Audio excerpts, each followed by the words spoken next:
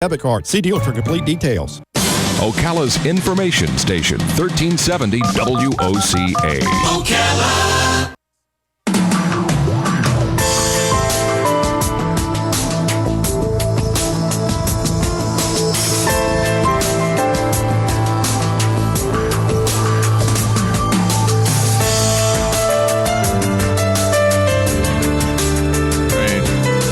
Thank you for tuning in this Wednesday morning. How many of you know that Silver Springs used to be a white people only attraction? Mm-hmm. I'm guessing most of you do. How many of you know that the black only equivalent right down the road from Silver Springs was called Paradise Park? I'm guessing most of you know that too. Mm-hmm. But did you know that they recently put up a plaque to commemorate where the entrance was to Paradise Park? It's no longer there. Yeah. And whites and blacks are no longer forced by law to be separated. But it was the way it was, and it wasn't that long ago. And in fact, the people who knew what this was like have been in this studio. They grew up during that. They grew up during the transformation of being a segregated society into an integrated society. And sitting here today, looking out the window here at the mall, we quite frequently will see young couples holding hands, and one of them is black and one of them is white, and they've got children who are mixed, and it is beautiful. It is beautiful. You may disagree, and I know we've got some people out there that probably do disagree.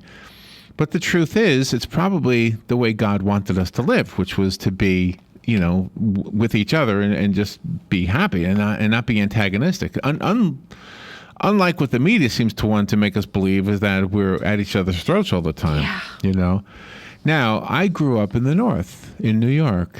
I grew up on Long Island. Nobody ever says the segregated North.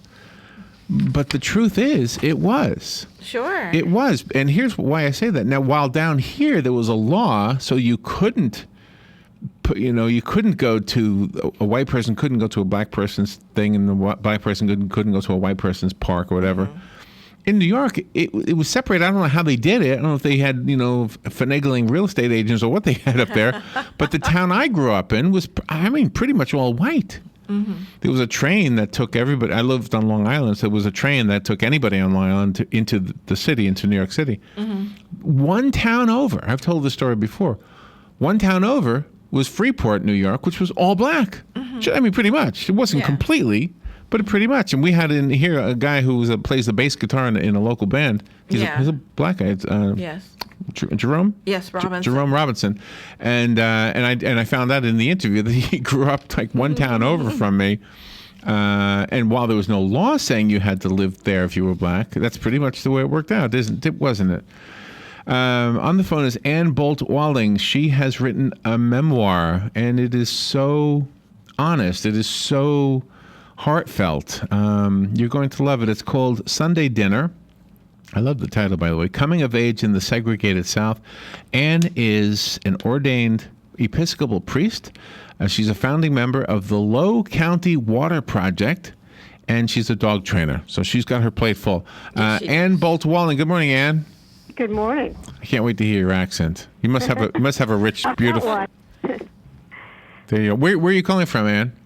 I'm calling from Franklin, Tennessee. Franklin, Tennessee. Nice. It's just out of Nashville. Well, thank you for being on this morning. So the book takes place mostly in the 60s? I'd say mostly in the 40s. In the 40s. Okay. I don't know why I was thinking the 60s. Okay. Well, did you write it for us, or did you write it for people in your family? Who did you write it for? Well, it sort of grew from people in the family to a wider audience. And I was encouraged by people who said, this is a story that more people than just your family will both relate to and want to hear. So I expanded it a little bit and made it for a wider audience. Made it for you. So you live now where you lived as a child, not the home, but the same city? Close. Franklin is just outside of Nashville. I grew up in Nashville. Oh, okay. And as a child, you would go to Tupelo. Was Tupelo, Mississippi, vastly different as far as the culture and all that? From Nashville? Yeah. No, it wasn't. It was very, very, very similar. Oh, it was? Okay. And so why would you travel there as a child? I didn't understand that part. My mother's family was from Tupelo, and my grandmother lived in Tupelo, and my grandmother and my grandmother's sister, and lots of relatives. So we would go on weekends. Not every weekend, but most weekends, we would all pile in the car and drive to Tupelo to spend the weekend at my grandmother's house. That sounds like a sweet memory, actually, doesn't it? Actually, there are lots of really good things about it. There are some things that are not so good, too, but yes. So as the years pass and as America changes, did you look back on the segregation part of it all and think, "Boy, that was weird," or did you think, "Well, that's just the way it was"? Which kind of attitude do you have about that? No, as I look back on it, I knew even as a child that something was askew. That something I couldn't analyze it properly. I grew up to think that the way our lives were structured and the way our society was structured was the way things were supposed to be. That was right order. But even then, even living in it as a child, I couldn't understand some things. I couldn't understand why I went in the front door and African Americans went in the back door. I couldn't understand why we had these big feasts that they served us, but when did they have their feasts? I always wondered, well, what was their feast day? Because and what seemed like a feast day to me, they were always serving us. And so little things like that kind of poked at me through my childhood. And your family has a wonderful history about them. It even dates back to the Native Americans and how they were wrongly treated as well. Correct. How the land that my family first got from the Treaty of Dancing Rabbit was, well, not from it, but as a result of that treaty, they were able to purchase it. And the money never got to the Native Americans, and so we definitely had great gain off of, and they received nothing. So as a priest, as a religious lady, a lady of God, I mean, you must look at these things and say, "Gosh, I'm glad things have changed for the better." I mean, the world is still mixed up, and we still have our prejudices. Do you see this in other ways now? In other words, do we have a modern day segregation? Oh yes, of course we do. Very much so. In practical terms, I don't know what it's like in Ocala, but in practical terms, in Nashville, our neighborhoods are pretty segregated, and it has a lot to do with economics, because there are more African Americans that are low income people than middle class and high income people, and the neighborhoods become segregated that way, and then the schools become segregated. So children are growing up basically in segregated schools now, which for a while was better, but now has gone back to segregation again. But the other piece of it is I don't know. Are you all white? Are we white? Yes. Yes, we are. Yeah. Well, and I am too. And I think that we as white people sometimes see ourselves as this kind of a myth of the saintly white people who've rejected racism, and it's a myth, because we have all benefited from being white. I have had opportunities in my life that I would not have had if my skin had been brown or black. And so we are not saintly white people. We are people who've lived in a system that gives us advantages that it doesn't give to other people, simply based on the color of our skin. You are very you speak a lot about your great-grandfather, Private John Mills Allen. Do you feel a kinship to him? Do you feel that your personality is like his? Oh, gosh, he was such a big, bombastic, enormous personality. No, not really. I'm more, I there are wonderful stories about him, and I love reading about him and hearing about his life and his family. But he was a huge personality, and I'm not. He was a man that was in some ways ahead of his time and tried to get. He was in Congress, and he tried to get legislation passed that would give women more opportunities, which was in the late 19th century was way ahead of his time, early 20th century, and but he was also a man of his time, and he I think, I don't know for sure, but I would guess that he believed in the structure of society that put the white man at the top.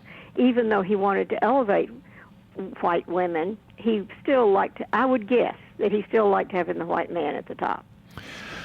You have some very honest things that you're saying, and you can't argue with what you're saying. But I want to interject something. I'm not arguing, I'm interjecting. Where I definitely agree that as white people, we probably have had an easier road. What's the expression? Road to hoe, or what do they call it? Yes. Whatever. Road to hoe. An easier time, right? Yes. Okay. And I'm sure you're right about that.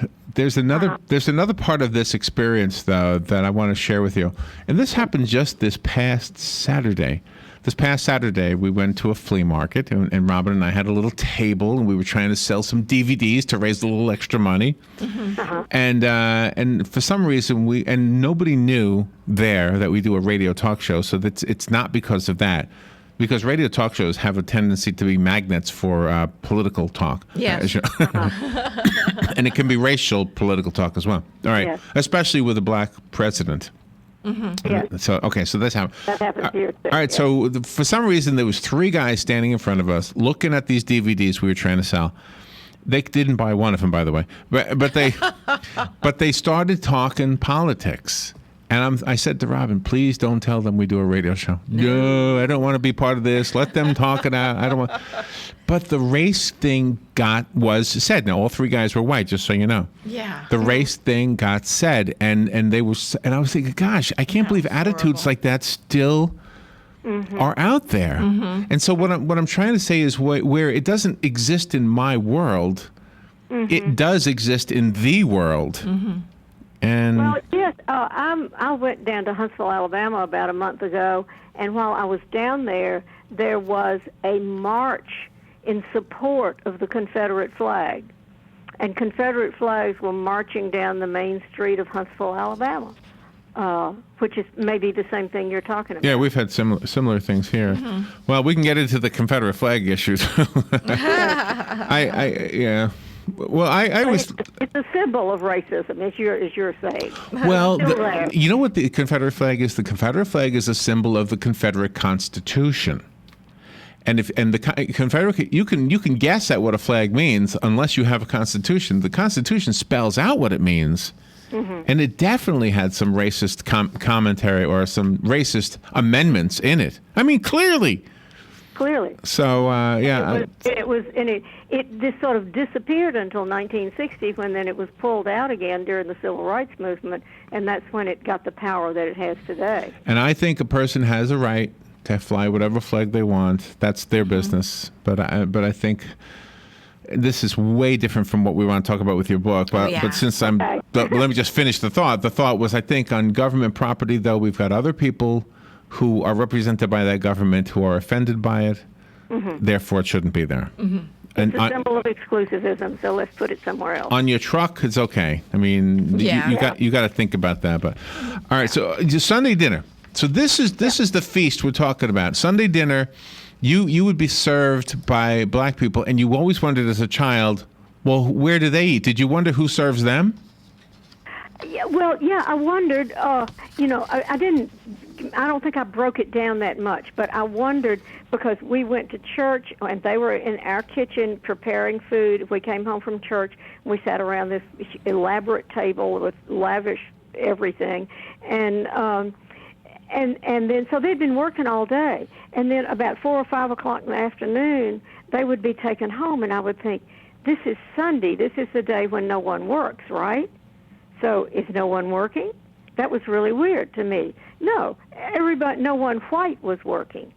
And so then we say, and I would wonder, well, do they go home after working all day long, working so very hard all day long? Do they go home and go to that church? Well, I know they did. They would go home and go to church in the evening. Did they then have a Sunday dinner? I don't know, but I would be very surprised after all of the labor they had already put in all day. Yeah, probably worked again. It's odd that we had this feast day, and I wondered when they had their feast day. Wow. And you heard a lot of stories growing up, but you couldn't express yourself, and that was another interesting thing you wrote about in the book. Yeah, true. You had to be very circumspect about what you said, because you had to stay within the boundaries of right order, within the boundaries of the way things were supposed to be. So you could say anything you wanted to within those boundaries, but you couldn't say, why don't we invite Belle to join us for Sunday dinner? That would have been outrageous. Oh, really? Ann Boult Walling is our guest, and I am loving this conversation, and we need to take a little break. Ann's book is called Sunday Dinner, Coming of Age in the Segregated South. It is her memoir. We'll take a little break and be right back. This is WOCA Ocala. The weather is brought to you by myfwc.com. Safe boating is no accident. Watch for strong rip currents over the next several days along the coast. Times of clouds and sun today with a high of 88 to 92, then mostly cloudy tonight, low 72 to 76. For tomorrow, intervals of clouds and sun with a shower or thunderstorm in the afternoon, high 86 to 90. For Friday, partly sunny with a shower or thunderstorm, likely high 84 to 88. From the Florida Weather Center, I'm meteorologist Joe Lundberg.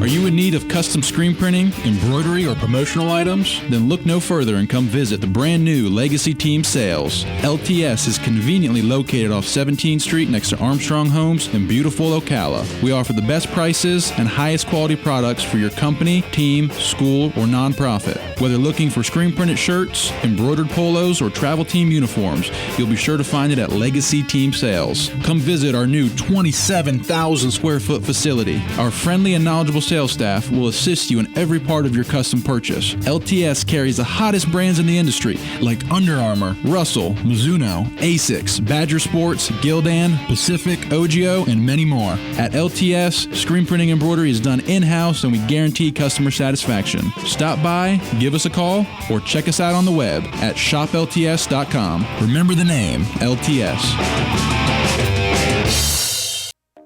Hi, Matt Wilkerson here, your mobile Verizon rep. But not just here, I'll deliver the phone to you in your home. While I'm there, I'll only sell you what you need and I'll personalize it to you. Want to have me get you connected? Then call me at 352-528-0020. I even offer unlimited home phone service for just $20 per month. Just call me, your mobile Verizon rep, at 352-528-0020.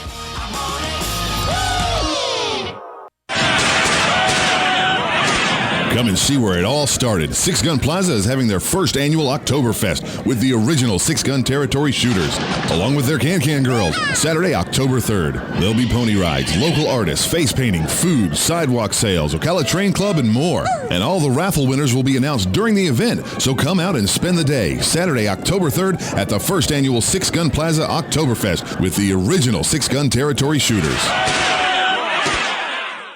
Here's what you may have missed on the John Tesh Radio Show. A 10 to 20-minute nap pays off the most. Any longer, and your body falls into deep stages of sleep, making you groggy when you wake up.